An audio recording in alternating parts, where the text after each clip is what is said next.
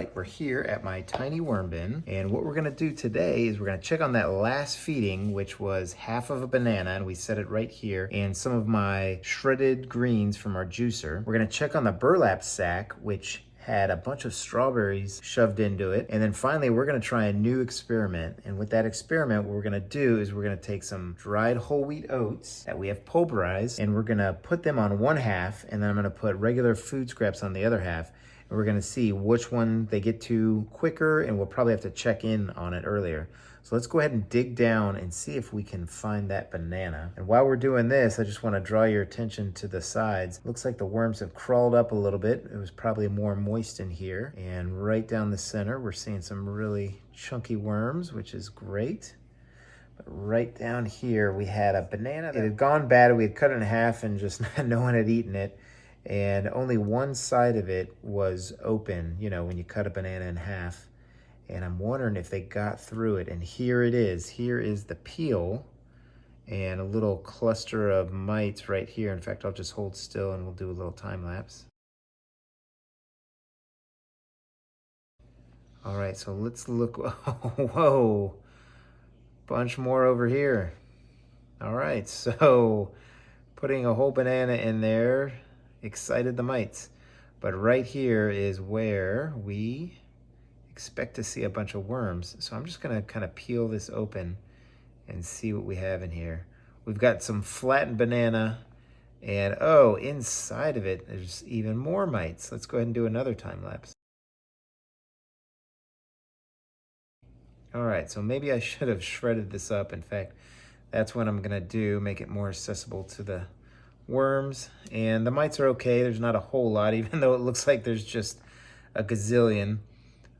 This bin is not really infested with them or anything, and they do help to decompose and take care of the food scraps that are in here, so I'm not too worried about them. But let's go ahead and keep digging and see what else is of that last feeding zone. I'll just kind of bring it over here. And right now this bin is 96 days old since we started it, and you can see it's really has a lot of castings and clumpy, that kind of thing. The moisture level is fantastic. So we are past the 50-50 bedding to castings ratio. And that usually for me is about the 2/3 done mark when you're at 50-50 castings to bedding. So I would say we probably have at most 2 more months in here, maybe another 60 days, but probably even less than that. I'm just gonna kind of dig over here too, mix the bin up. I'm gonna stop putting any more paper shreds, or cardboard shreds really is what I use. And we're just using that spun bedding. And then eventually we're not gonna be putting in any kind of bedding at all, and we're just gonna let it go to pure castings, or you know, as close to pure castings as we'll let it get. There's still some cardboard shreddings in here. Every time we feed, we put more in, so there's some new ones in here. And here's the burlap sack. And it is flat as a pancake, even though we stuffed it with strawberries. And I'm trying to see if there's any degradation of it, and I really don't see any. It really, you know, it's pretty strong burlap sack still. And let's see if there's anything inside of it. I think they took care of it pretty quickly. I'll see if I can give you a little view inside here.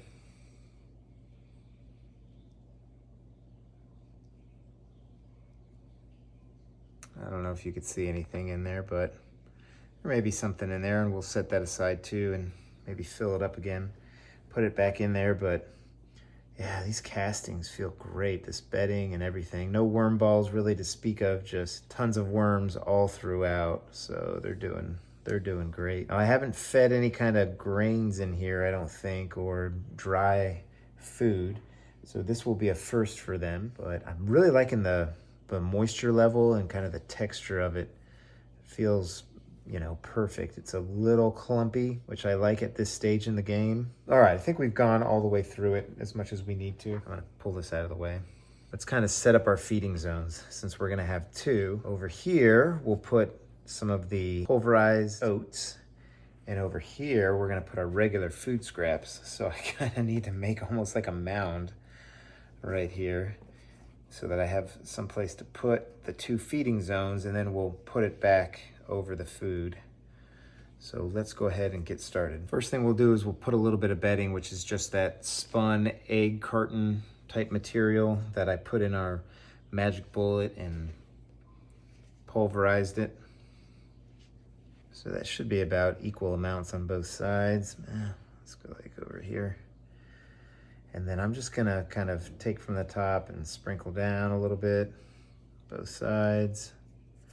And then here are the oats that went bad. They are about 4 years too old. They've just been sitting in our pantry forever. I can't believe I let something in the pantry this long, but you're gonna see a lot of oats in many of my bins because I've got a lot to get through. So what I did was I put them in my magic bullet and pulverized them into this powder. I'm not gonna use all of this at once, but we're gonna put it down here. And one of the things I learned from my pulverized taco experiment was that I don't wanna clump it up or put it all in one spot. So I'm just gonna add, and then I'm gonna bury, and then I'm gonna add some more, and then maybe I'll put some grit on here, not maybe, definitely. And then we'll put a little coffee too, so it's kind of like a normal feeding.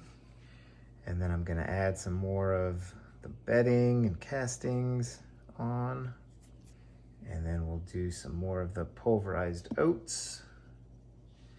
And we should see some pretty good activity here. Now I may have to come in here at about 3 days just to see how they're doing, see if the worms are focusing over here or over on the food scraps. But let me go ahead and start putting some food scraps in. And here's what we had in mind. Kind of the normal greens that I pull out of my garden that we eat, some tomatoes, a lettuce stalk. I've got an avocado, which I haven't put in this bin, but we're gonna give it a try. So let's just go ahead and put those in. And these should actually be pretty good for a worm ball too. If they decide to ball up at 3 days, we should be able to see something there. The rest in, and then I'll just add some more oats for good measure over here. All right, and we can't forget the burlap sack, so let's find some good stuff to put in here. Put some greens in there, and then maybe this tomato. That should be interesting. All right, I'm just gonna set that in the middle. And I'll put our bedding back in here. And then let's just put the bedding back on both sides. See if we can make sure we cover everything up. This bin has a lid, and it has some screens, but there's still some tiny flies that I imagine could get in here. I've never had any issues whatsoever with any of my bins as far as flying insects go. And I may have to put some more bedding on top because I may not have enough room over here. And ironically, normally we're seeing a divot down the middle because they eat down the food, but now we're probably gonna see it on the sides, especially this side with all the food that's in here. And this bin is gonna give me a lot more castings than it did last time. Last time I think we got somewhere around 4.5 pounds of castings out of it. All right, so that side is covered. I think this side is covered. Oh, there's a banana peel from last time. All right, and we'll just find a way to put this on here. And if you like my crazy experiments, go ahead, hit the thumbs up, like button there. I'd appreciate it. And I've got 2 other bins where I do other crazy experiments. We just finished with a taco experiment, and in my outside worm bin we've been doing slow versus fast food, so go ahead and check those out. But I hope everybody's having a great day, and happy vermicomposting, everybody. Take care now.